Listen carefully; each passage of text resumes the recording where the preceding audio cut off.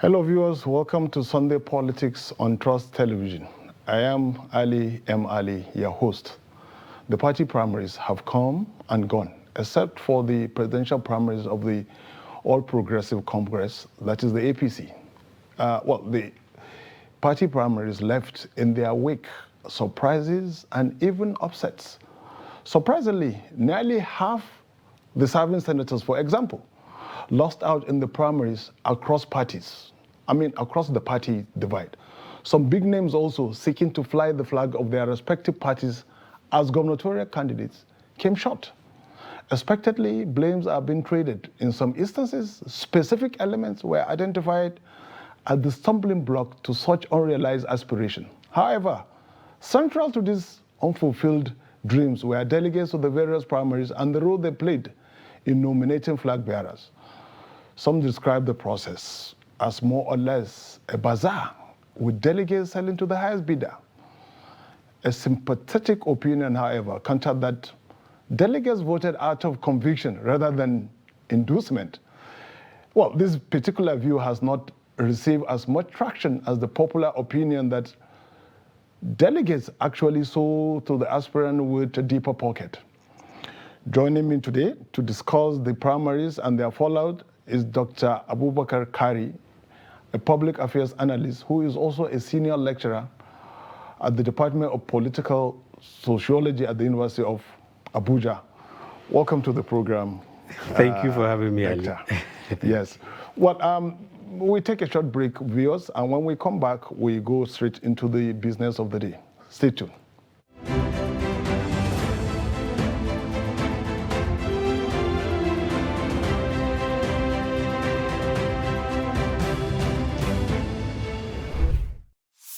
Welcome back. In case you're just tuning in, you're watching Sunday Politics on Sunday Trust. And with me tonight in the studio is Dr. Abubakar Kari. Now, we're going to assess the just concluded party primaries. How do you assess it? Well, I would say so far so good. You have mentioned that there are upsets, there are surprises, there are recriminations, there are allegations, and of course, the notorious phenomenon of the delegates. The fear of the delegate is now a wisdom in political lexicon. I said so far so good because in terms of organization and conduct, we should give kudos to the political parties. If we compare them to what obtained in previous elections, one would be tempted to conclude that there have been some progress. Particularly, there has been a semblance of election. I see. Yes. In the past, the allegations, and they are not mere allegations because there are proofs that the process were predetermined. Okay, there are doctors, there are violence, and so on and so forth. Well, here and there have been violence, but I think they remain isolated cases. Particularly in the major political parties, there has been a semblance of election taking place, accreditation being conducted, some monitoring, particularly by the authorities, the INEC, the security, and even observers. And we have seen how umpires have read out guidelines, people coming to vote, declaration being made, very impressive. Yes. However, before we discuss and who got what, and how, I think the major problem or the major controversy has to do with the performance or lack of it of the delegate. Yes. The delegate has become notorious for instigating inducement or for allowing themselves to be induced, and for doing their job having been induced. Yes. And some of these inducements allegedly are in foreign currency. So the whole process has been allegedly dollarized, particularly at the national level, and particularly as it concerns the major political parties. And this dollarization or inducement actually predated the actual primaries themselves. Most of the candidates have been crisscrossing around the country, visiting states, purportedly to meet with the delegates. And the allegation has been, as they go there, they drop something in dollars. Well, it is something that happens even though one cannot swear. But actually, it has happened. And an indication that something is amiss actually has to do with the sudden drastic drop in the value of our local currency. Allegedly, it is very, very difficult, particularly in Abuja, to get the dollar. Some people claim, okay, that if you need the dollar, you have to go to Ghana or you have to go outside the shores of the country, because all the dollars here have been mopped up and have been used for primaries. So it's a two-edged sword. A seeming improvement in the process. Yes. But also the ascendancy of the inducement problem. But, Doctor, you see, I don't know, like you said, it's a two-edged sword. You could be harmful both sides. When you said the semblance of election, and you just said, exactly, there are people who kick actually that the election, especially the presidential primaries of the PDP, were primed to be rigged, you know. So I don't know, how do you reconcile this view with... Well, I don't know what you mean by primed to be rigged. Well, the Ohanese and some elements from the southeast after what transpired. Well, actually, they have their reasons for saying that. These are people who subscribe to a particular view, very, very controversial view, that power must leave the north at all costs, and even if the heavens will fall, and when evidently they are not going to have their way, so they must say something to discredit the process.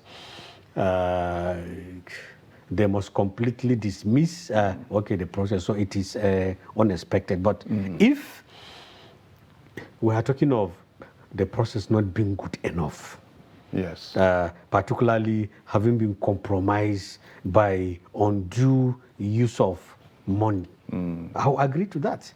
But then primaries have always been like that, at least in this Fourth Republic.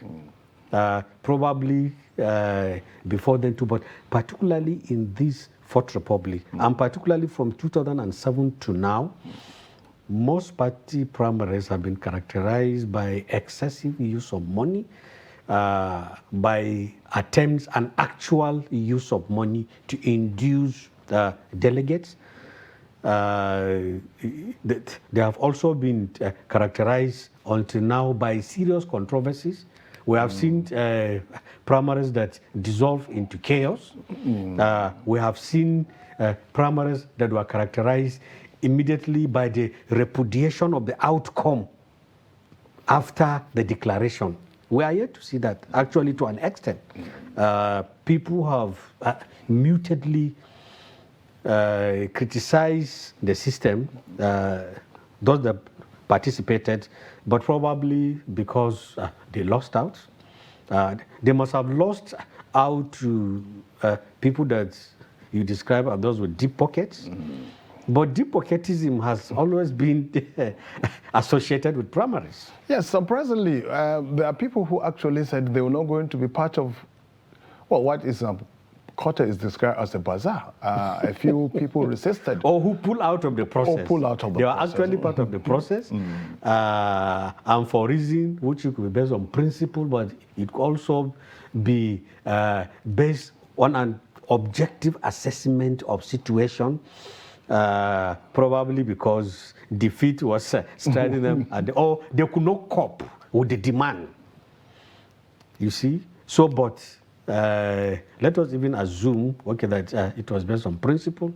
That goes to show, or that goes to confirm the allegations of undue inducement. Well, what does this portend, perhaps, for Nigeria's democracy? No, of course, it's a very, very bad omen. It's a very, very bad thing. Because one of the pillars of democracy, one of the fundamental kernels of democracy is participation. Exactly. The monetization of the electoral process is a clear and present danger to participation. And one of the popular ways of participating in democracy is to vie for positions. So if positions are unduly monetized, politics has become transactional. Politics has become cash and carry.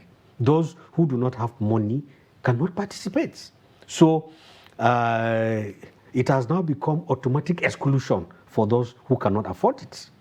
So that is an unfortunate phenomenon which something must be done about, because our political process has been unduly monetized, and the monetization is so comprehensive and is multidimensional. Monetization in terms of even coming out to express a desire to contest. We have seen how forms, expression of interest, okay, so-called expression of interest. I don't know whether there is any country in the world that do that an aspirant must pay to express his or her interest. And then monies for form. Yeah. And then monies to pay delegates. Well, just hold the thought, Dr. Kari. We're going to go on a break, and when we come back, perhaps we look at this issue you raised about automatic inclusion. Basically, because if you're not deep-pocketed, chances are that you'll be excluded from participating. Well, viewers, we take a quick break, and when we come back, we're going to dwell on what Dr. Kari has listed here as automatic exclusion. Don't go away.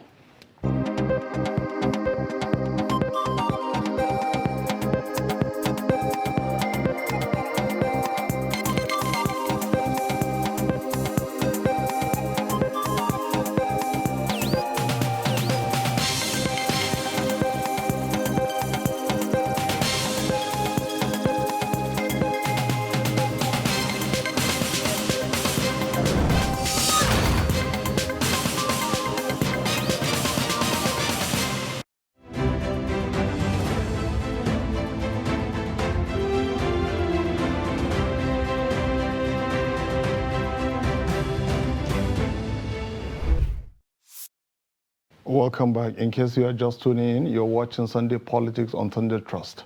And our guest is Dr. Abubakar Kari, Professor of Political Sociology, Associate Professor of Political Sociology, I beg your pardon, and Public Affairs Analyst. We have been discussing the just concluded party primaries and how the process of nomination of flag bearers turned into bazaar. Just before we went on break, Dr. Kari briefly dwelled on automatic exclusion. Well, Dr. Kari, some people will argue that the exclusion actually began, like you said, from the payment of some colossal amount of money, especially for the ruling party. And the ruling party actually, when it came into existence in 2014, came across as an alternative that would expand the participatory democracy. Well, for democracy to be effective, it has to be participatory. But yeah, suddenly, it even styled itself as a mass-based party. Precisely. Yes, okay, that was the beginning. So the transformation is amazing. Yeah, that is the thing. Yes, because a lot of Nigerians look at it has transformed to an apogee of elitism. Exactly. Which is shocking, you know. So what does that say of perhaps the political process, not just of the APC now? Well, first and foremost, what it shows is that one, business as usual, and that the elements in APC are not in any way different from the elements in PDP and perhaps other parties. we have been complaining, we have been lamenting about lack of ideology, even though I'm one of those who subscribe to the view that actually there is an ideology, but it is one ideology. So it is the same ideology of the APC and the PDP, ABGA, and the rest of them. There is no substantial difference in substance, in opinions, in directions, in programs between and among all the political parties. That is one. It also shows that Nigerian politicians cannot be trusted. That they only mouth sloganeering when they are in the opposition. Once they get into power, they simply take up from where the people that they are pushing away stop. So exactly that is what is happening. And the totality of it is that this thing is frightening, because I have mentioned the issue of deliberate exclusion. Yes. There is also deliberate violence done on people's choice. Choice. How do you mean? Yes. Choice is another fundamental pillar of democracy. If you exclude quality people from coming to vie for office, you are only left with the dregs, with people, okay, sorry to say, maybe it is harsh, you will be left with people of the same quality, and the quality may not be good enough. There will be no alternative in terms of substance. There will be very little to choose from. Yeah. So this abridges the choice of the electorate. But people say democracy is a process and that it's also self-healing. But from what you've explained now, it may be difficult to have that healing process, given the fact that you said some of the elements, I mean, they can't be because of the exclusion you're talking about here. Yeah, democracy is a process, but the Nigerian experience shows that it is a pretty slow process. Democracy has its own culture.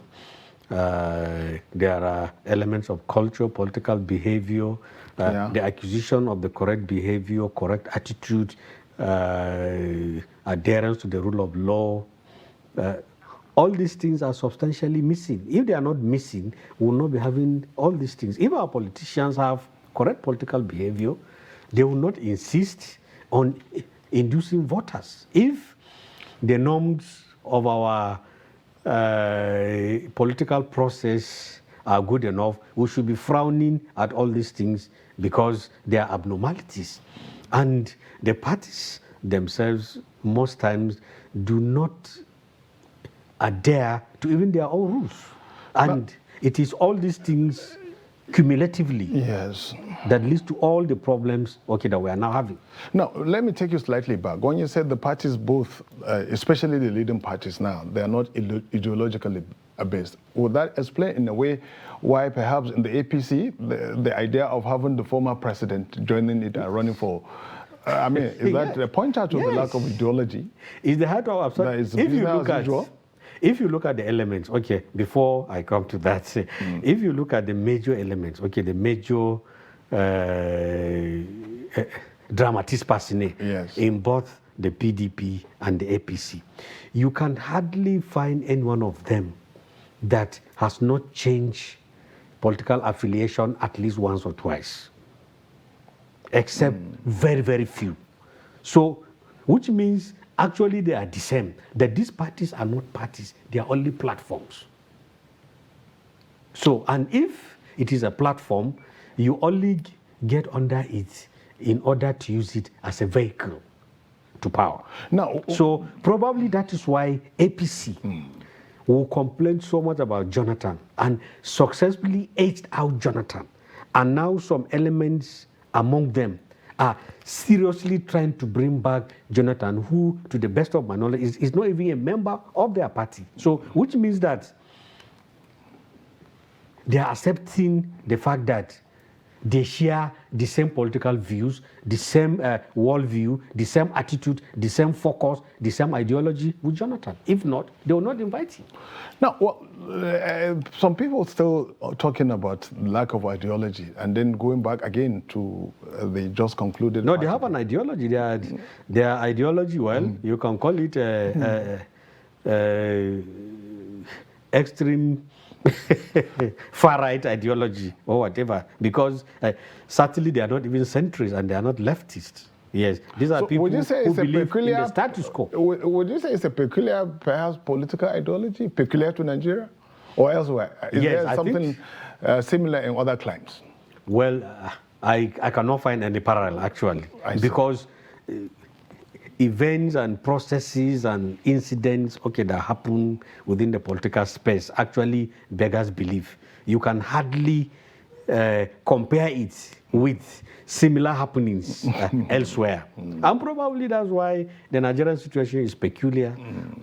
It is interesting, particularly for analysts like me, that we are still interrogating it. We are still trying to find its final features. Yes. Why are we so different? Why are our politicians so unique? I mean, particularly in terms of doing the wrong thing.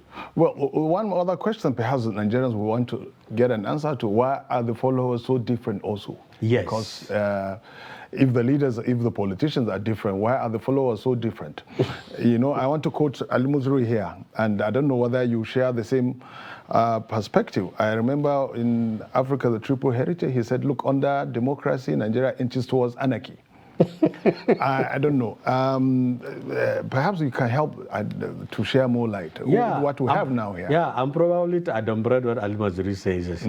If you remark, Kalmaya, the author of this house has fallen. Yes, he says Nigeria is almost always on the precipice, but it simply doesn't get to tip over. Yes. So we're on the brink all the time. Yes, we're always on the brink. But probably, that is essential Nigeriana. We thrive in controversy. We thrive in extremities.